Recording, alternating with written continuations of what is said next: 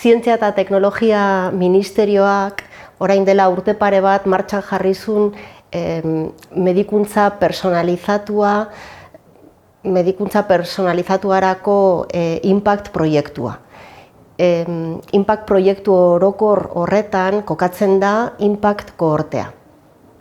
Proiektu honen helburua kohorte bat eraikitzea da, bai epidemiologia eta bai ikerkuntzarako tresna bihurtzeko. Hemen Gipuzkoan dugun helburua 800 urtean zehar biltzea da, eta gure proposamena da 5 urtearen zehar proiektu hau garatzea. Horrek esan nahi du 5 urtearen epean 4.000 lagun bilduko ditugula eta sartuko ditugula gure kohortean.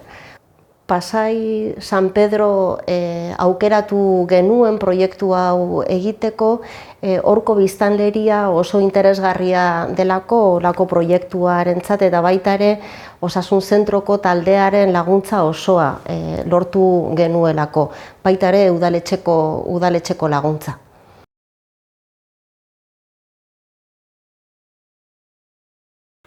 Parte hartzaileak aukeratzeko laginketa bat egiten da, sartzeko irizpideak betetzen dituzten pertsonen artean. Adina 16 eta 79 urte bitartean, gutxienez azkeneko 2 urteetan Espainian bizi, osasun zentrora etorri, galdetegiei erantzuteko gaitasuna izan, instituzionalizatuta ez egon, osasun sisteman alta eman dagon, eta urtebetean Espainetik kanpo bizitzea ez pentsatuta izatea. Beraz, herritar gehienek parte har dezakete, baina ezin da modu proaktiboan parte hartu. Ausaz aukeratzen dira, telefonoz deitzeko eta parte hartzera gonbidatzen dira.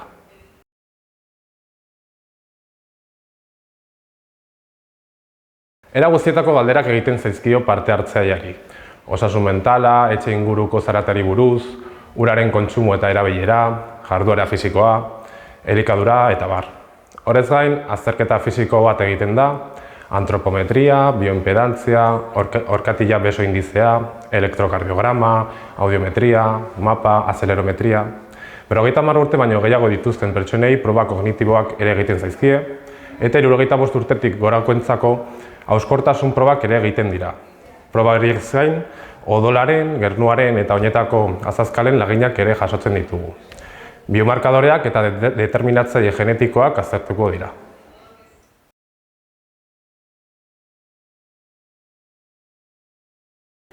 Hogei urteetan bildutako informazioa biztanlerian gaixotasunak agertzen eragiten duten osasun determinatzaileak ezagutzeko baliagarria izango da.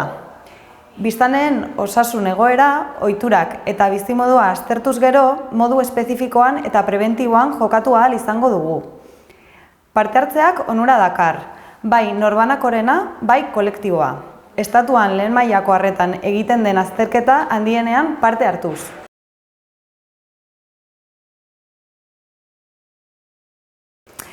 Alde batetik, balorazio fisiko sakona, ohikoak ez diren frogak biltzen dituena. Alterazioak agertzen badira, medikuari bideratuko dira. Hauek beste asistentzia zirkuito baten bidez oharkabean pasa litezke. Baita ere, proiektuaren poltsa bat ematen diegu eta baita ere emaitzen txostena ematen diegu.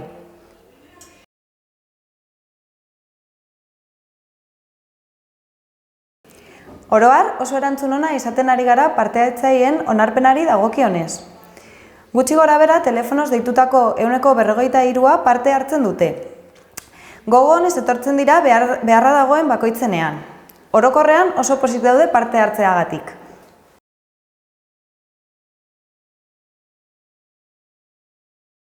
Osasun zentroan langile guztiok parte hartzen dugu ikerketa honetan. Administrariek informazioa ematen diete parte hartzaileei, harrera egiten diete eta gainera etorri izan direnaren agiria ematen diete. Erizainek odolera eusketak egite dituzte eta gainera zeozer gaizki aterako balitz beraiek baloratzen dute beraien medikuarekin batera. Badago horietako erizain batek egiten dituenak bolante guztiak egin eta guri abisatu. Gero medikuek analisi guztiak ikusten ditugu eta elektrokardiogramak ere. Eta bien artean baten bat gaizki balego, bere familia medikoari abisatzen zaio eta berak erabakitzen du zer egin behar den horrekin. Gero egoiliarrak ere aukera daukate ikerketan parte hartzeko eta beraien formakuntzan hobetzeko.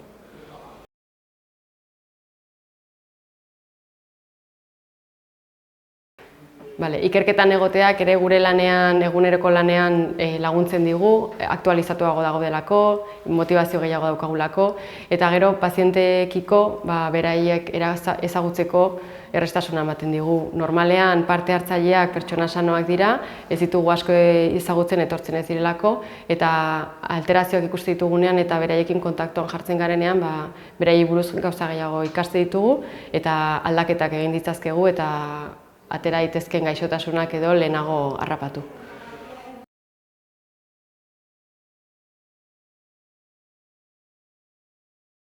Egin ditugun proba guztien artean, gaizki atera diren edo guztiz ondo atera diren probak gehienak izan dira elektrokardiogramak eta horiek baloratu ondoren batzuk kardiologora bidali dira, beste batzuk ekokardiogramak eskatu dira eta gehienetan ezagutzen diren aldaketak ziren. Analisiak ere batzuk ez dira guztiz ondo atera eta familia medikuek baloratu dituzte, normalean ere ezagunak ziren gauzak ziren edo tratamenduarekin zeudenak, beste batzuetan estudioak ampliatu egin dira. Eta azkenez ere tentsioaren monitorizazioa egiten denean 24 orduz tentsioa hartzen zaie eta horietan batzuetan atera izan dira alterazioak. Horiek ikusita tratamendua jarri edo eta bizimoduan aldaketak eginez jarraipena egingo zaie. Bueno, la cuestión es que también me he quedado un poco intranquila por las preguntas que pudiera surgir de este estudio y me he animado pues que mira, es una forma también de conocer si tengo algún problema de medicina o de enfermedades o de cualquier variedad.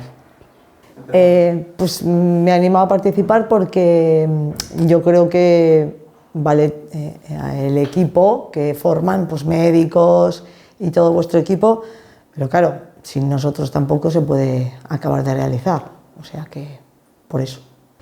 Uste delako nire osasunaren egoera jakinaraztea oso garrantzitsua dela eta ikerketa aurrera ateratzea nahi dutela. Mi experiencia, la verdad, ha sido buena. Y también quiero agradecer de verdad a la Unión Europea y a otras entidades que han participado en ello, porque la verdad, si no hubiera sido por esto, no nos hubiéramos participado y no hubiéramos tenido posibilidad de conocer a lo mejor algunos fallos o errores que tenemos dentro de nuestro ser. O sea que creo que estoy muy contenta y repetiría. Nire esperientzia ona izan da. Uste dut frogak erretzak izan direla. Eta beste pertsonei laguntzea nahi dut. Esango nioke animatzea, ez duela ezer kostatzen eta frogak oso erretzak dira.